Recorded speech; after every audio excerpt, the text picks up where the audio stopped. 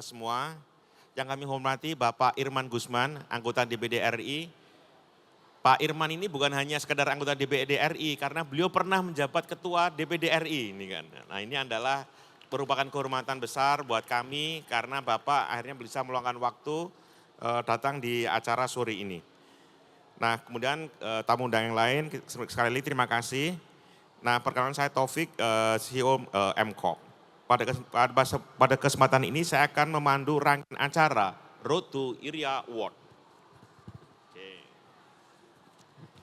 Nah, sore ini kita ingin meluncurkan itu, apa yang disebut sebagai Indonesia Regional Impact Award.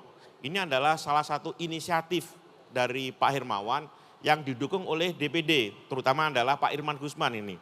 Pak Irman ini adalah teman lama Pak Hermawan. Dulu pada saat Pak Irman mulai bertugas di DPD, itu Pak Irman mengajak Pak Hermawan waktu itu dalam kampanye mendorong investasi di daerah. Itu di tahun 2007. Pada saat itu yang menjabat ketua DPD adalah Pak Ginanjar Kartasasmita. Nah, ini adalah inisiatif yang menarik. Ternyata DPD ini sebenarnya Anda sebut sejumlah kegiatan yang inovatif dan bahkan bersedia melibatkan masyarakat ini kan. Ini kan meskipun Pak Hermawan mungkin bukan konstituennya dari Pak Irman, karena Pak Irman merupakan anggota DPD mewakili Sumatera Barat, tapi beliau bersedia nih melibatkan Pak Hermawan ini kan dalam kegiatan bersama dengan untuk mendorong investasi di daerah pada saat 2007.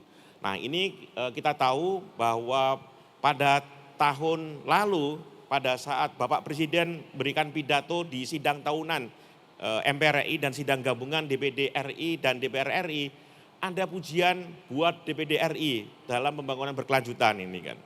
Nah, ini adalah salah satu hal yang mungkin banyak orang bertanya ini kan, apa sih yang membuat Bapak Presiden sampai memuji DPD yang terkait dengan pembangunan berkelanjutan. Karena itu kita sekarang akan mengundang Pak Irman Gusman untuk tampil ke panggung. Nanti kita akan tanya-tanya Pak ke Bapak kayak gini. Kami silakan Bapak untuk ke atas panggung. Sini Pak.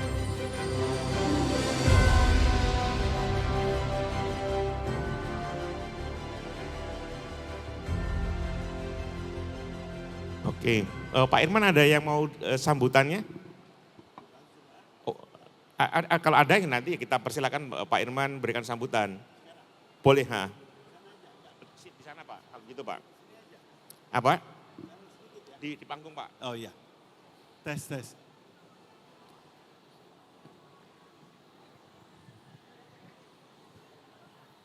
Baik Bapak Ibu sekalian, selamat sore. Assalamualaikum warahmatullahi wabarakatuh. Seharusnya launching ini oleh Ketua DPD RI yang baru ya. Saya sebagai anggota, Pak Sultan Najamuddin Dr. Honoris Causa. Tapi sehubungan dengan beliau agak kurang sehat, baru kembali dari kunjungan kenegaraan. Sehingga mewakili ke saya, itulah kira-kira. Jadi di DPD itu, ya untuk ketua bisa jadi anggota bisa jadi ketua, itu yang membedakan DPD dengan yang lain Bapak-Bapak sekalian. Oleh karena itu saya memberikan kata sambutan atas nama beliau, Sultan Bahtiar Najamuddin, karena bagaimanapun secara kelembagaan kegiatan kita sore ini didukung penuh oleh DPD RI. Tentu tidak lepas juga jasa besar dari Pak Hermawan Kertajaya yang saya kenal baik sudah puluhan tahun. Seperti tadi yang telah disampaikan, ya.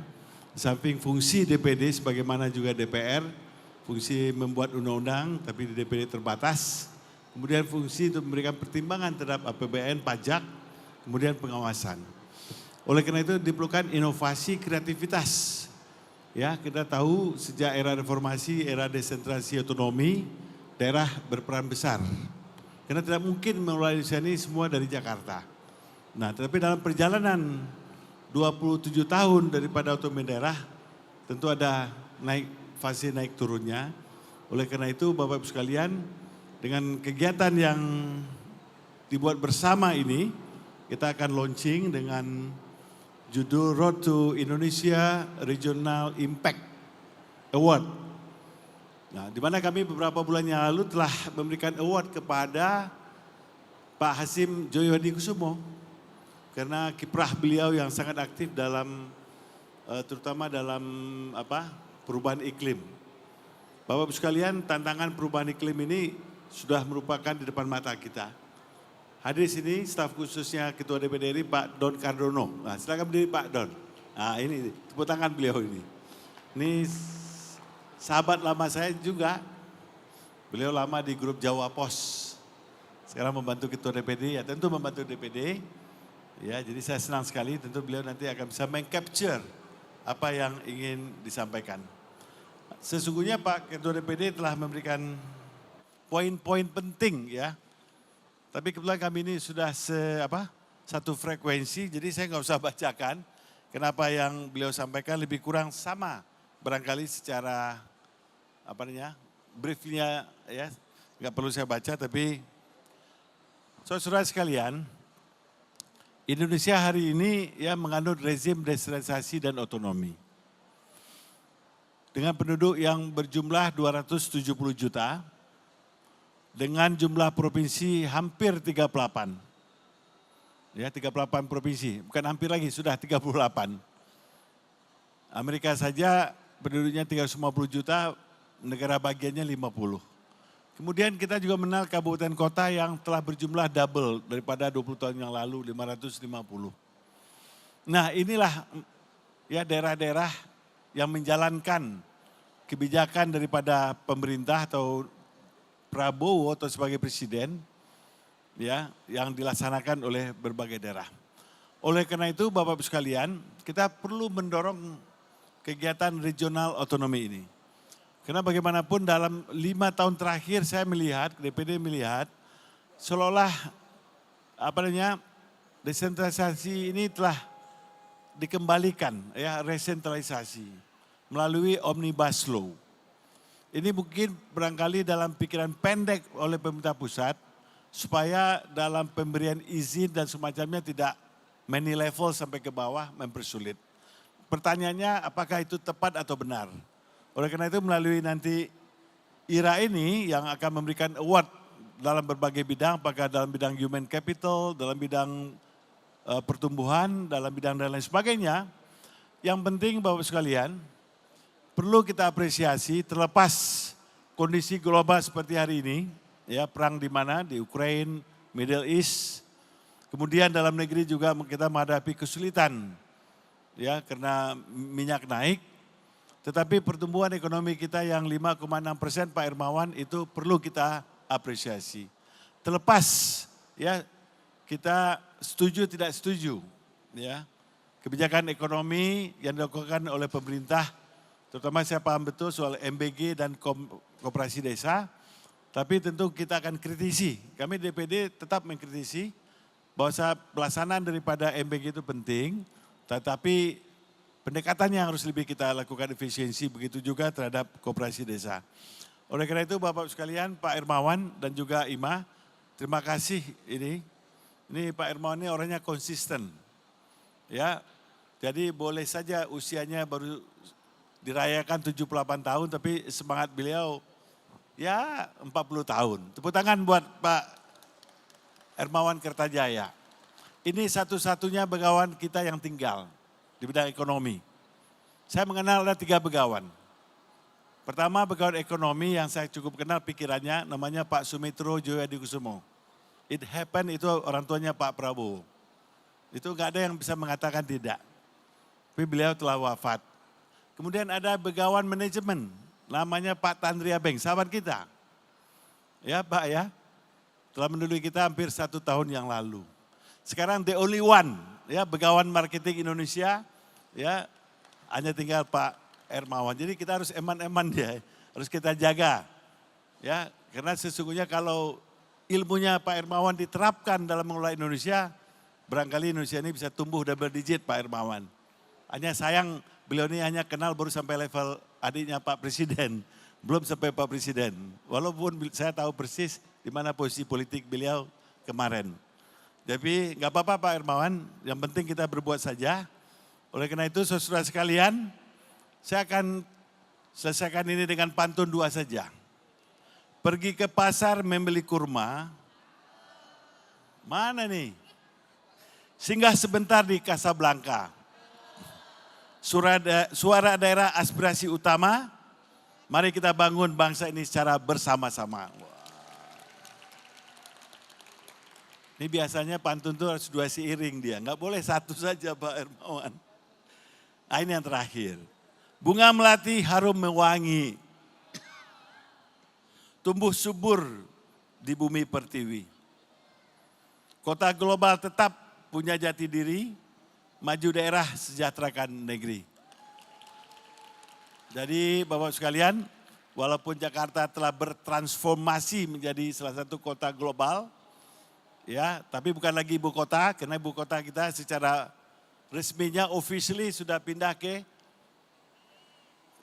IKN di daerah Kalimantan Timur Penajam Pasir. Ya. Jadi mudah-mudahan ya semua kerusakan-kerusakan yang ada dalam mengelola negara ini, ya kita tahu masalah hukum, korupsi dan sebagainya, ya mudah-mudahan jauh dari Jakarta akan udaranya lebih segar, sehingga itu salah satu cara untuk supaya kita tidak lagi terkooptasi ya di kota yang begini besar. Sekian saja Pak Taufik sebagai pengantar. Ya, wabillahi taufik walhidayah. Wassalamualaikum warahmatullahi wabarakatuh. Waalaikumsalam. Ini saya serahkan pidato Pak Ketua. Ya, ya Pak. Oke, Pak kami persilahkan duduk Pak. Oke. Sama pantunnya ini. Iya Pak, makasih. Ayo. Oke, Pak ini izin kita akan bertanya ini. Tadi sebenarnya saya sudah sebelum mengundang Bapak udah memancing ini kan. Kenapa sih tahun lalu itu Bapak Presiden sampai mengucapkan secara khusus terima kasih kepada DPD karena terlibat dalam pembangunan berkelanjutan. Karena mungkin banyak yang akan tanya, oh kenapa ya kok sampai Bapak Presiden sampai mengucapkan terima kasih kepada DPD terutama yang terkait dengan pembangunan berkelanjutan. Ya saudara sekalian, Ketua kami Pak Sultan Najamuddin baru saja meresmikan bukunya, namanya Green Democracy. Jadi Green Democracy, ya demokrasi hijau, artinya bagaimana demokrasi itu berjalan clean, ya bersih. Ya karena bagaimanapun dalam membangun sebuah bangsa yang besar, ya diperlukan ya sebuah kondisi yang betul-betul dari rakyat, oleh rakyat dan untuk rakyat. Kemudian mekanisme sistemnya on the track.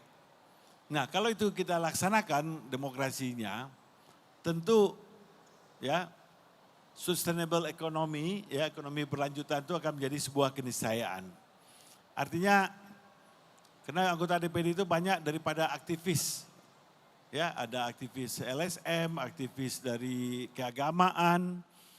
Ya, seperti saya ini adalah aktivis yang mewakili Muhammadiyah umpamakan ya. Kemudian ada aktivis kebudayaan dan sebagainya dan kami tidak berafiliasi dengan partai politik. Oleh karena itu murni suara daerah ya yang kita suarakan. Oleh karena itu kami melihat bahwa kerusakan lingkungan ini sudah sampai ke level yang sangat parah. Oleh karena itu kita perlu merubah, melihat membangun Indonesia, tidak lagi harusnya mengutamakan dalam industri yang ekstraktif ya, yang secara tradisional kita kelola, tapi harus yang berupa secara yang bertanggung jawab. Ya, jadi oleh karena itu Pak Presiden melihat kami sangat aktif menyuarakan berbagai ilegal ya, ilegal sawit, ilegal tambang dan sebagainya. Apalagi kita mengalami apa yang terjadi tahun lalu di Sumatera, adanya mikrohidrometeorologi yang sangat dahsyat. Ya, ribuan atau puluhan ribu rakyat yang bersoalan. Oleh karena itu buat kami bahwa sustainable ekonomi berkelanjutan merupakan sebuah prasyarat ya, karena kita tahu persis perubahan iklim sudah di depan mata. Yang kedua kita harus melakukan transformasi ya dalam bidang digital, kemudian juga transformasi dalam bidang budaya yang selama ini kita walaupun demokrasi tapi budaya feodalnya sangat lengket dengan dengan budaya demokrasi kita. Oleh karena itu ya transformasi budaya, transformasi digital dan kemudian krisis iklim yang harus menjadi 3 pilar yang kita harus jaga. Pak Taufik. Oke, Nah ini yang mungkin banyak yang masih belum banyak tahu nih Pak, karena mungkin kegiatannya DPD itu kan nggak banyak dikomunikasikan mungkin. Kan kalau kita di DPR biasanya Anda rapat dengar pendapat umum ini kan, yang bahkan kadang-kadang bisa di-sharekan live. Sementara kalau di DPD terus terang jarang kayak gini nih kan. Ya sebenarnya tergantung masyarakat. Kalau nggak salah contoh kayak Purbaya pertama kali Senayan itu bukan ke DPR, malah ke DPD waktu itu. Di Komite 4. Ya jadi ini dua lembaga ya check and balances. Ya. Cuma memang DPD kewenangannya lebih terbatas. Dalam bidang anggaran memberikan pertimbangan. Tanpa pertimbangan DPD, APBN itu tidak konstitusional. Jadi apa yang dipertimbangkan DPD itu ya masalah transfer dana ke daerah. Ya kemudian pajak. Nah itu mekanismenya biasanya ya Menteri Keuangan harus mendapat pengesahan dulu dari DPD. Nah bedanya ya karena di DPD itu nggak ada transaksi, ya kan? Jadi kan nggak ada kepentingan politik yang nyata. Jadi lempeng-lempeng aja. Jadi biasanya kalau yang lempeng-lempeng itu kan agak kurang, karena kan biasa news itu bad news is good news. Iya, Pak. Kalau DPD ya good news is ya, good news begitu loh. Nah jadi barangkali jadi yang seperti tadi yang saya sampaikan, ya DPD ekuivalen kalau di negara lain itu namanya senator. Iya, Jadi kita generiknya senator. Ya, walaupun nama konstitusionalnya DPD seperti di Malaysia Dewan Negara namanya, tapi dia namanya senator. Ya, mungkin di Jepang juga ada namanya, di India juga nama yang berbeda. Tetapi lebih kurang kita mengikuti bahwa ini kan transformasi di bidang lembaga legislatif, parlemen, yang tadinya kita unicameral, kita menjadi bicameral. Nah ini terjadi sejak tahun 2004, berarti 22 tahun yang lalu Pak Taufik. Nah kalau kita lihat ini Pak, ini kan sebagian besar anggota DPD, kalau dari komposisi wilayah, kan berasal dari daerah-daerah yang mungkin penghasil katakanlah bahan tambang, bahkan nanti hutan ini kan. Itu yang kadang-kadang memang punya potensi untuk bertabrakan dengan lingkungan. Ya. Nah bagaimana DPD, terutama anggota DPD, Ya. memastikan hal tersebut tidak terjadi Pak? Ya fungsi pengawasan kita kan full sama Ya. dengan DPR. Iya. Tentu karena DPD itu tidak mewakili partai, tentu dia lebih leluasa ya menyampaikan apa yang terjadi terutama di daerahnya. Nah itu sebenarnya kuat sekali ya, beberapa teman kami di Papua ya mengkritisi beberapa tambang yang dilakukan tanpa kajian lingkungan yang dalam. Ya, jadi secara kelembagaan kami lakukan melalui mekanisme rapat kerja. Kemudian dalam tahunan kami juga menyampaikan ya hasil pengawasan kepada pemerintah dan juga kepada DPR. Nah, jadi mungkin di nasional nggak begitu gemanya, nggak kuat, kurang kuat, tapi di daerah yang bersangkutan ya itu barangkali DPD yang mewakili daerah itu contoh makan di Maluku Utara. Ya bagaimana anggota DPD RI ya mengkritisi soal Morowali ya. Ya. Iya Pak. Nah, cuma kan yang lebih menonjol kan ketika Menhan yang datang ke sana. Ya kan? Ya, disuruh tutup itu airportnya kan begitu. Nah, Iya. jadi mungkin barangkali angle-nya yang nggak seksi barangkali menurut pembaca. Karena dianggap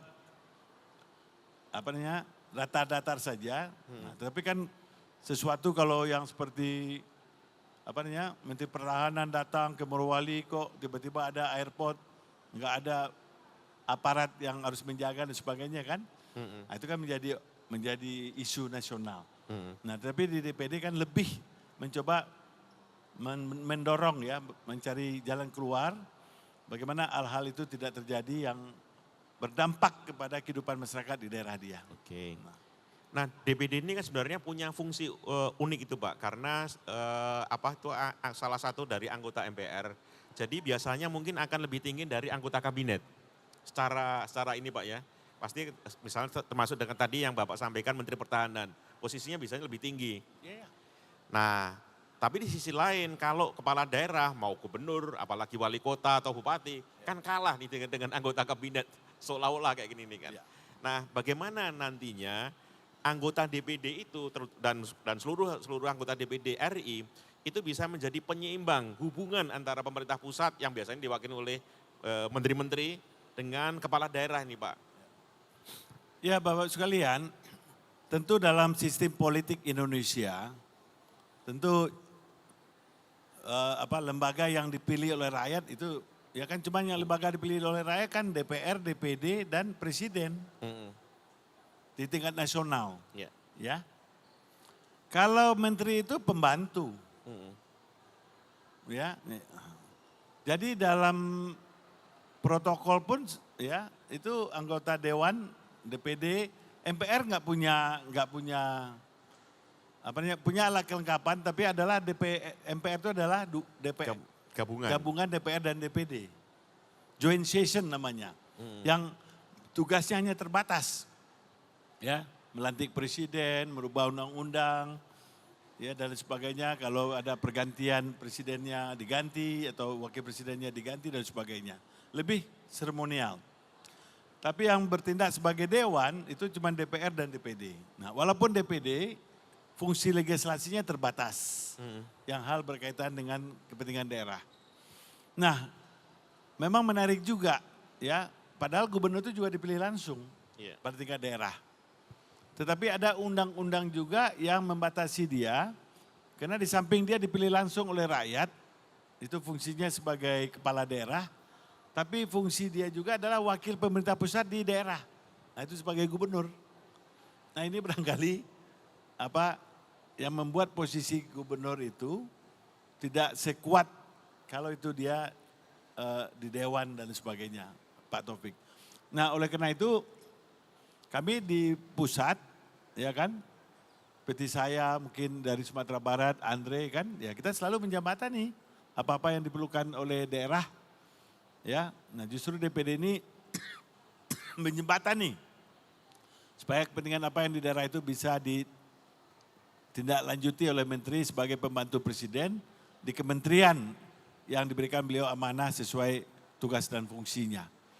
Jadi itulah sedikit teman-teman sekalian, ya di mana sistem ketatanegaraan kita ya sudah 24 tahun ini sudah berubah, sistem parlemen kita tidak lagi hanya mengenal DPR dan MPR, sudah ada Dewan Perwakilan Daerah Republik Indonesia. Ya, nah, ya mudah-mudahan dengan ada DPD ini bisa mengimbangi ya keberadaan DPD yang sebagai adalah perwakilan daripada politik. Oke.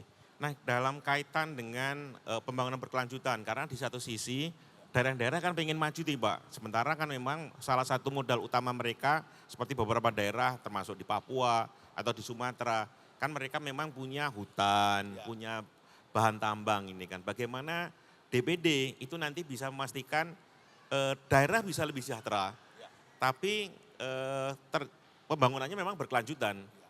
Gimana itu Pak biasa yang dilakukan oleh DPD? Ya Bapak sekalian ya, coba lihat. Pada zaman Pak Harto dulu, zaman sentralistik, itu yang namanya Kalimantan Timur, Riau, Sumsel yang notabene sumber daya alamnya itu ya tidak terasakan manfaat sumber daya alam. Karena nggak ada dana bagi hasil. Sejak DPD hadir justru ya kita mendorong supaya ada bagian porsi terhadap daerah penghasil begitu loh. Dulu kan nggak ada. Semua diterima oleh pusat. Ya, pusat nanti yang akan membagikan kembali sesuai nanti apa program yang telah dilakukan oleh pusat. Tapi sekarang tidak. Contoh kayak Aceh. Pembagian sumber daya alamnya apa? Gas. Itu gas itu kalau dalam otonomi khusus itu 85% daerah, 15% pusat. Minyak contoh ya 70-30, 70% daerah, 30% pusat. Papua dan sebagainya. Untuk daerah yang bukan otonomi khusus juga ada pembagian. Ya, 15% daerah, 85% pusat. Oleh karena itu, daerah-daerah yang penghasil yang punya kaya alam yang besar, itu cepat sekali majunya. Ya, Sumatera Barat yang minus sumber daya alam ya agak terlambat. Ya, dulu zaman Pak Harto, Sumatera Barat itu adalah provinsi yang paling maju di luar Jawa. dapat prasamya dan sebagainya. Nah ketika reformasi terjadi, dana bagi hasil berjalan, ya sehingga sumber keuangan daerah-daerah yang penghasil itu banyak, ya sehingga mereka lebih cepat untuk membangun daerahnya. Memang betul Bapak sekalian, bahwa sekarang ini kita masih fase mengandalkan sumber daya alam. Ya barangkali eksploitasi ini yang paling mudah dan murah. Tetapi apakah ini akan berlangsung jangka panjang? Ya tentu tidak. Ya seperti Kalimantan Timur, ya penghasil minyak yang besar, gas yang besar, batu bara yang besar. Ya tetapi ke depan ini tentu hasil yang diperoleh dari sumber daya alam ini harus mampu mereka tingkatkan kepada sumber daya manusia sehingga ke depannya tidak hanya mengandalkan sumber daya alam menjadi satu-satunya sumber untuk kesejahteraan masyarakat, Mas Taufik. Jadi bisa juga nanti kalau itu yang diandalkan nanti menjadi kutukan sumber daya alam gitu. Oke. Nah memang tidak semua daerah itu kaya dengan sumber daya alam. Ya. Ini kan misalnya kayak Bali, ya sebenarnya sumber daya alamnya Budaya. terbatas. Ya, Sumatera Barat. Sumatera Barat Ya. juga bukan dari sumber daya alam. Nah Ya. bagaimana dengan komposisi DPD yang memang berasal dari daerah yang beragam, Anda yang memang kaya dengan sumber daya alam, ada yang tidak ini Ya. kan. Tapi bahkan misalnya ke Sumatera Barat, sebenarnya SDM-nya yang menjadi andalan. Gimana caranya nih Pak supaya yang namanya pembangunan berkelanjutan itu bisa jalan karena kadang-kadang memang daerah yang mohon maaf yang punya kekayaan sumber daya alamnya banyak, kadang-kadang sumber daya manusianya belum maju kayak gini kan. Nah kira-kira bagaimana supaya seluruh daerah di Indonesia nanti bisa maju dengan prinsip pembangunan berkelanjutan Pak? Sebetulnya kalau sustainable development economy ini intinya kalau menurut saya adalah membangun manusia.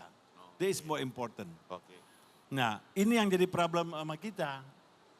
Ya, ternyata kualitas sumber daya manusia kita ya dalam indeks global itu berada di bawah gitu loh.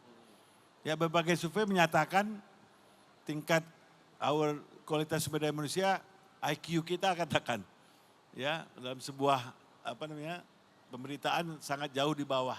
Nah, ya inilah yang kita suarakan di DPD supaya pemerintah fokus kembali kepada meningkatkan kualitas, bukan lagi soal sekolahnya. Nah apalagi dengan era artificial intelligence ini, nah ini bagaimana kita merespon.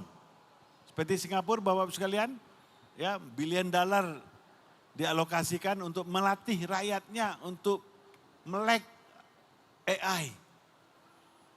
Nah sebab dengan kecerdasan buatan ini akan banyak sektor-sektor yang hilang atau berkurang digantikan dengan AI. Nah, apakah kita telah menyiapkan diri? Kita masih sibuk soal MBG, koperasi desa, ya, yang pemerintahnya ngotot, kemudian di bawah juga berbeda dan sebagainya gitu loh.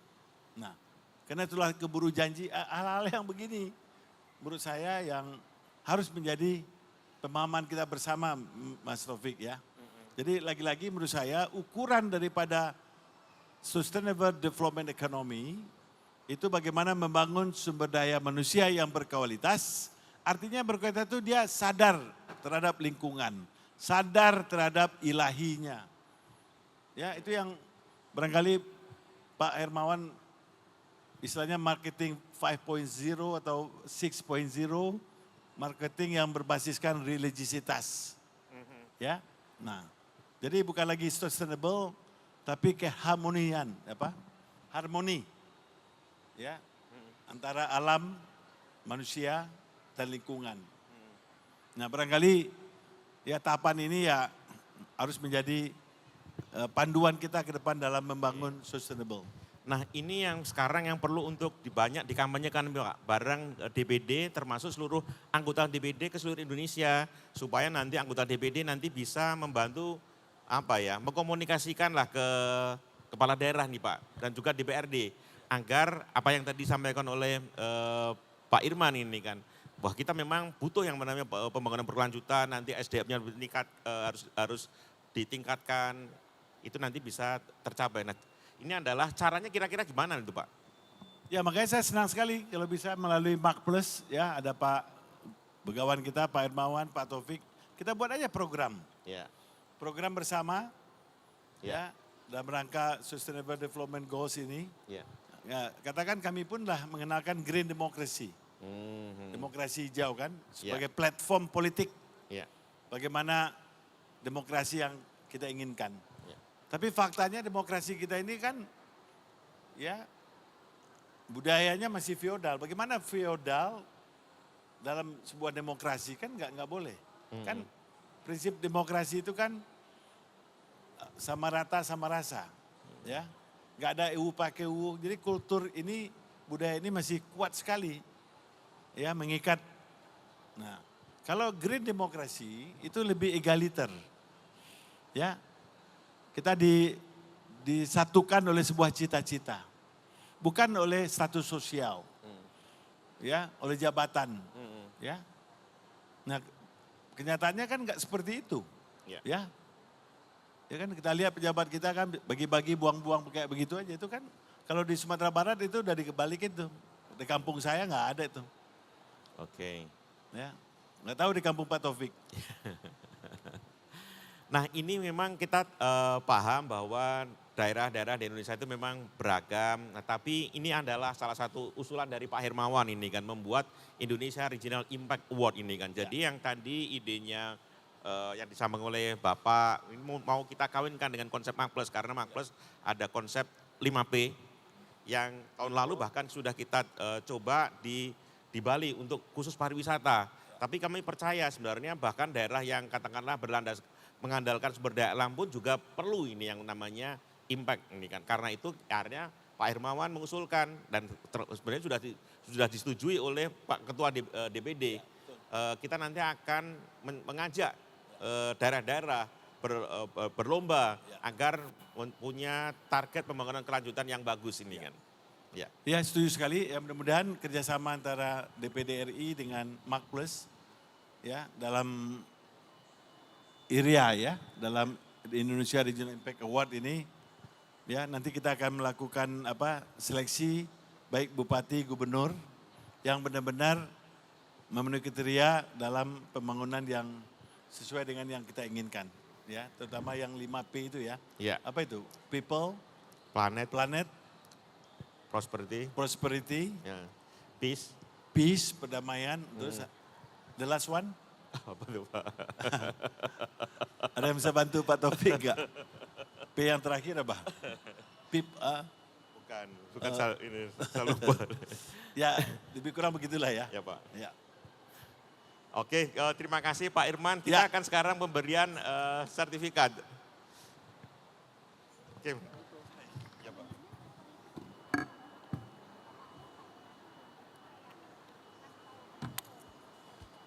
Sertifikat itu apa Mas?